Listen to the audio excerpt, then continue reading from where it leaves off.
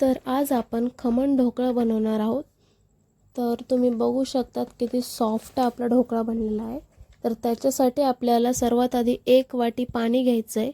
त्याच्यात 1 छोटा चमचा मीठ आणि अर्धा छोटा चमचा हळद टाकून घ्यायची। त्याच्यानंतर 1 छोटा चमचा आपल्याला लिंबू सत्व टाकून घ्यायचं आहे आणि 4 चमचे आपल्याला तेल टाकायचं आहे।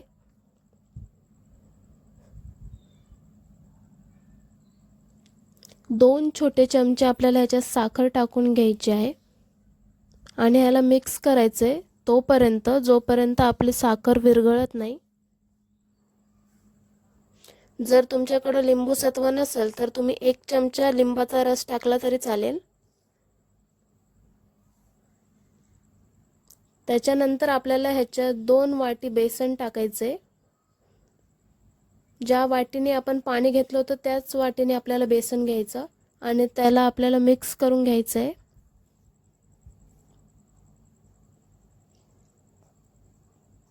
जर तुम्हाला पाणी कमी वाटलं तर तुम्ही थोडंसं टाकू शकता त्याच्यात।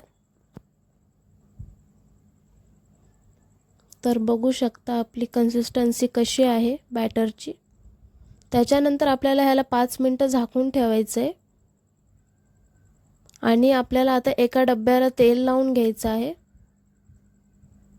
तर 2 चमचे तेल टाकायचं आणि त्याला सगळीकडे लावून घ्यायचं।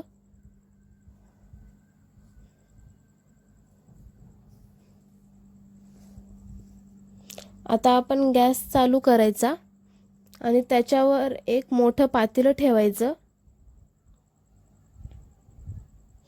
आणि त्यात एक स्टँड ठेवायचं आणि पाणी टाकून घ्यायचं। पाणी जे आहे ते आपल्या भांड्याला लागायला नाही पाहिजे तेवढंच टाकायचं आणि झाकून ठेवून द्यायचं तोपर्यंत। आता आपण 5 मिनिटं जे बॅटर ठेवलं होतं त्याला उघडायचं आणि आणखीन एकदा मिक्स करून घ्यायचं छान असं। आता ह्याच्यात आपण 1 पॅकेट इनो टाकणार आहे आणि ह्याच्यावर 2 ते 3 चमचे पाणी टाकायचं ज्याने आपला इनो जो आहे तो ॲक्टिवेट होईल आणि त्याला मिक्स करायचं।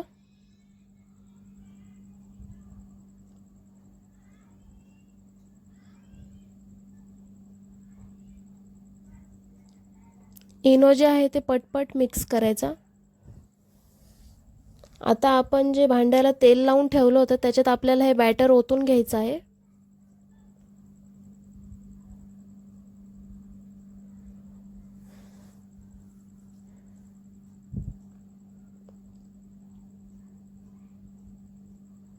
आणि ह्याला टॅप बिलकुल नाही करायचं आहे। आता आपण जे गॅसवर पातेलं ठेवलं होतं त्याच्यात आपण जे ढोकळ्याचं बॅटर बनवलं आहे ते ठेवायचं आणि 15 मिनिटं मीडियम गॅसवर आपल्याला ह्याला शिजू द्यायचं आहे। थोडा टाइम इकडं तिकडं होऊ शकतो। आता आपण तडका तयार करायचा आहे। त्याच्यासाठी आपल्याला मोहरी आणि जिरं तेलात टाकून घ्यायचं आहे।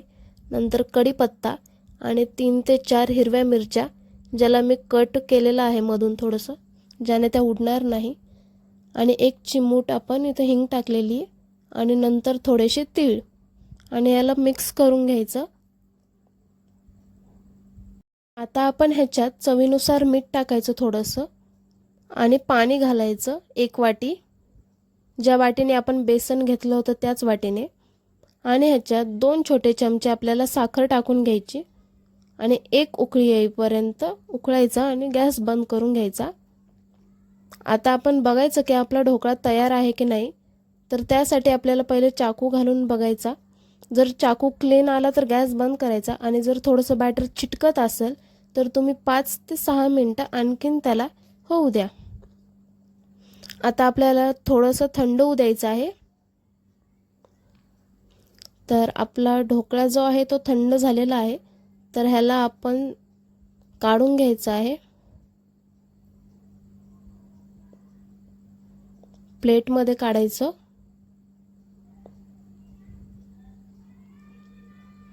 तर तुम्ही बघू शकता किती छान असा आपला ढोकळा निघलेला आहे आणि सॉफ्ट पण बघा किती छान बनला आहे आपला। आता याला सरळ करायचं आणि याला चाकूने कापून घ्यायचं.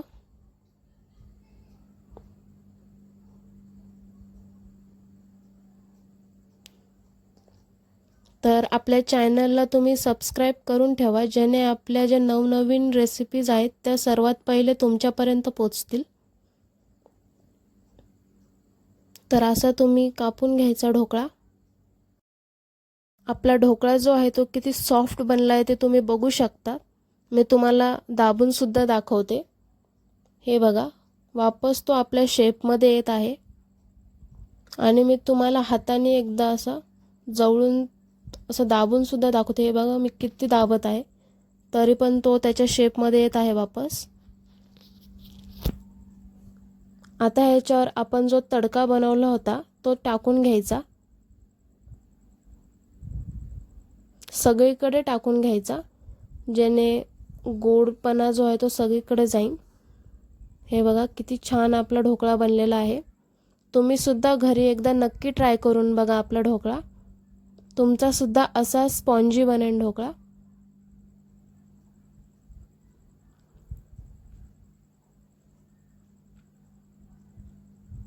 तुम्ही जर माझ्या पद्धतीने हा ढोकळा बनवला तर तुमचा सुद्धा असा सॉफ्ट बनेल. तर एकदा नक्की ट्राय करून बघा.